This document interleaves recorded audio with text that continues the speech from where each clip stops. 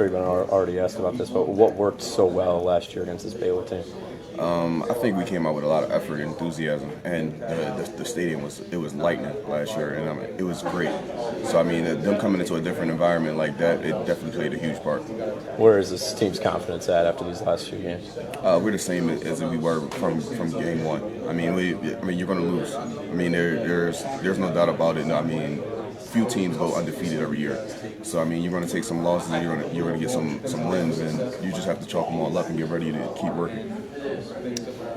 Yeah, you guys have had a successful season as far as the pass defense. I mean, number 2 in the number 1 in the Big 12 and pass defense efficiency. Pride. What role? Obviously, you got to have pride of that. And now you're going against probably the best offense that you're going to see.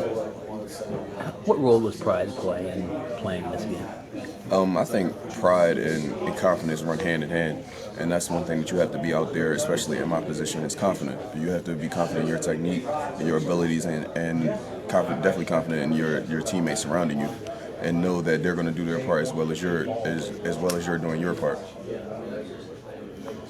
With the Big 12 setup, round-robin scheduling, seems like every team has a memory of what happened the previous year. Is that what kind of makes this conference unique, and the fact that Baylor was saying during media days that, obviously you guys probably remembered the beatdown the year before, and then what happened last year transpired, and do you believe in all that? I've never thought about it, but now thinking about it, I think that does have a unique feeling within our conference, because I mean there hasn't been really any back-to-back champions, so there's not really anyone that really runs our conference, because by the time we get to I want to say 5 to 6 games in, we never really know who's the outstanding Big 12 champion coming out. That's going to come out in the end. I mean, last year there was a point where we were competing for it if we would have pulled through with TCU. So there's always that cliffhanger where we just never know. Going up against all the talented receivers in this league, odds are you're going to get beat sometimes. What do you have to say to yourself to get back in a good headspace after it happens? Just know that I try to look at things like it wasn't that the player was better than me. There was something that I did different. So whether I'm watching it on film or I'm talking to a coach on the sideline on the phone, I'm asking him what could I have done better to stop that catch from being made, or et cetera. Daryl, what kind of pressure does their splits put on you, on the outside?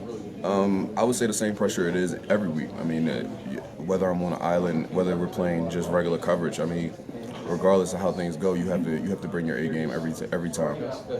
Looking forward to seeing Carl rejoin you guys after surgery this week.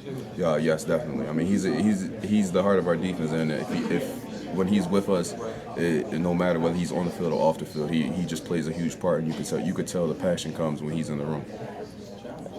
What do they do well offensively? I would say everything. I mean, they're a phenomenal offense. I mean, I would think that they lead the nation in everything that they do. I mean, they put up big numbers week in and week out, and that's just a positive. And my hat's off to those guys. Different teams, obviously. Can you take what you did last year, kind of motivation a little bit? But last year is last year. I mean, maybe we'll take some play calling, or we could take some type of techniques and things like that. But there's nothing that we will really bank off. I mean, we have to, because they could be a different team last year than they are this year.